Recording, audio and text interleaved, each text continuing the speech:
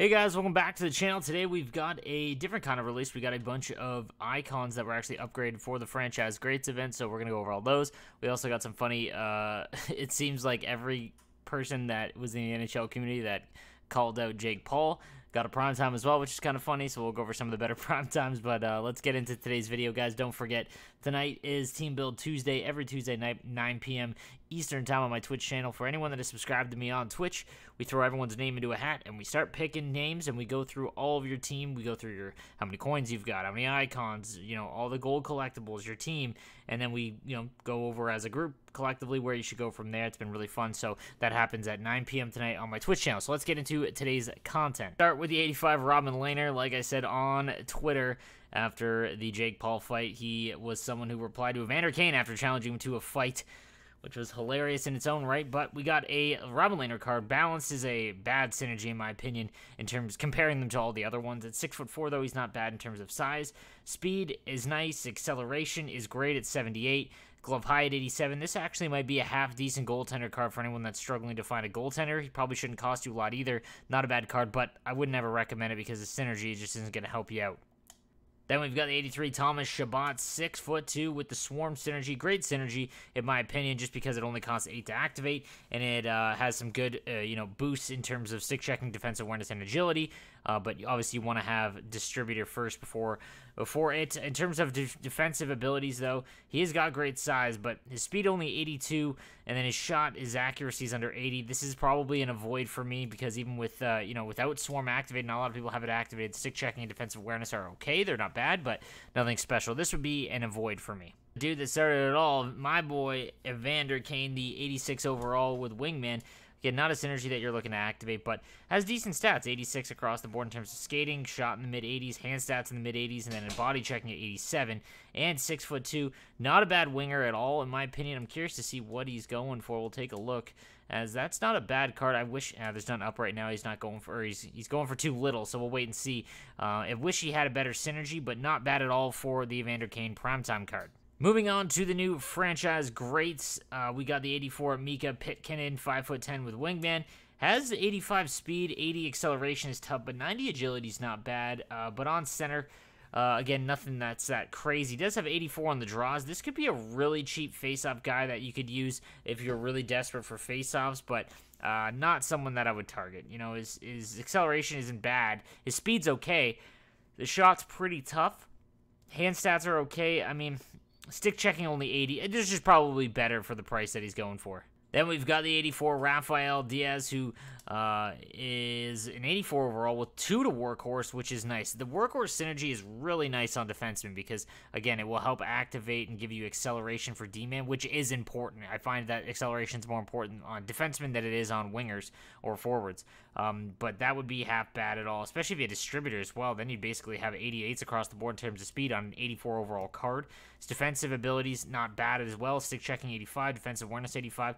This could be a pretty nice, budget card if you were able to get Workhorse activated. I'm curious to see under 50K would be nice. But, I mean, I think Larry Murphy has Workhorse as well, and I think Colton Parayko. So, I mean, you could have some decent right-handed defenseman and make a nice, quick, speedy right-handed defenseman core. Then we've got the 85 Blaine Stotton with the Howitzer synergy. Left winger with 85 speed with Howitzer activated, 89 agility. Shot isn't bad with Howitzer activated as well. 82 accuracy, 89 power. Want to see the accuracy a little bit higher, though. Hand stats, mostly around the mid-80s. Defensively, stick checking 88, defensive awareness 87, and body checking 86. A pretty well-rounded card, to be honest with you. I'm curious to see what he's going for. I mean, he kind of has Bobby Holik stats in terms of, yeah, not bad. I mean, 23K for this card on a free-to-play team. If you had... You could do worse. I mean, if you had distributor activated, this isn't a bad right-handed winger card, to be honest with you. I mean, I'd probably still rather have Stamkos, obviously, and Sagan, but below that, this might be a decent option. Then we've got the 87 Corey Crawford, 6'2", 216. 88 speed, which is great. Glove high is okay at 86. Aggression at 80. Positioning 5-hole. Rebound control and shot recovery all at 8. This is a pretty well-rounded card, but again, Struggles from the fact that he only has one synergy. It's Barrage, so not one you're looking to activate either. So while his stats look pretty good, I don't know if, you really want to sacrifice that for a synergy spot, in my opinion. Then we've got an interesting one. The 87 Luke Robitaille, again, 6'1", 215. Heart and Soul is meh, but 2 to Passing Playmaker. And again, Passing Playmaker, not an important stat to activate, in my opinion, just because it doesn't touch any of the skating stats. But Slapshot accuracy is not bad. Passing's good, and stick checking is also a good stat as well. 2 to it makes it pretty good, because if you can find somebody else that has it, you're only 2 away. So keep that in mind. It's all going to be relative. He's a pretty good winger card because, 89 speed, 89 acceleration, 90 agility with an almost, high 80 shot is pretty good all the way around. So not a bad left-handed winger card for anyone that's struggling for that mid-tier, not master set players like Terravine or anything like that, but, around that middle tier. So not a bad card at all. Then we've got the big one of the release, no pun intended, with Swarm and 2 to Gladiator, the 89 Chris Pronger. Again, the skating is always going to be the issue with here. Same with his 87 overall icon card, 81 to speed, 79 to acceleration. Like, you are going to get absolutely killed if you turn the puck over anywhere near high in the offensive zone. You're not going to be able to keep up with any of these guys, that have Lafleur and guys like that. You're just going to get absolutely crushed there. His shot is great. Slapshot power at 94, 87 accuracy.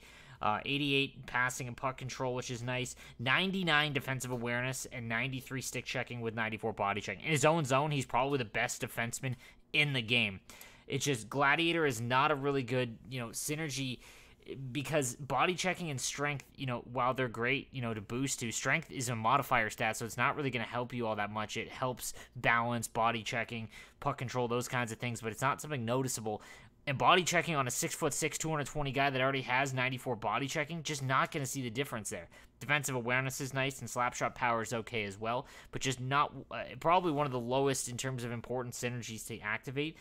But I mean, it does help if you do have them. If you have Swarm, that helps, and if you have Distributor, then this is an actual pretty beastly card. But that's all going to depend on your team build, but not a bad card at all. Okay, now let's talk about the upgrade sets, because this actually came with 2 upgrade sets. First of all, if you have the 87 Chris Pronger, like I do, with 4 other gold collectibles, you can upgrade to the 89. Now, I would not recommend that. That's like 200k in value, and I mean, like I said, we'll take a look at the Chris Pronger now. Like, I just don't think, if you have it untradeable, sure, but I mean, I just don't see a big boost in it. He's very slow and sluggish. Like, it's going to be awfully tough to activate this card, but up to you guys.